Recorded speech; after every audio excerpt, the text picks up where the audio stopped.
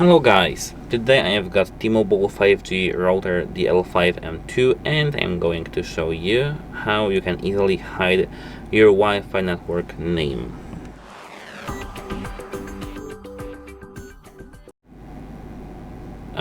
So at first you need to log into your control panel, which is here 192.168.1.1. I mean, it's mine address.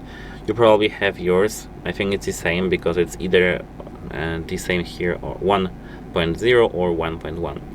But after you log into your control panel, you need to tap these three lines at the top right corner.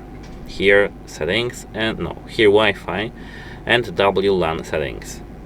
Now scroll down.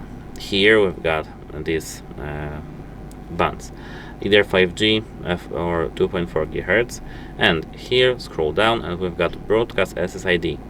You need to disable it. Here, if SSID broadcasting is disabled, WPS mode will be disabled also. Here you need to click apply, and we've got here 30 seconds to apply. And actually that's it. Goodbye.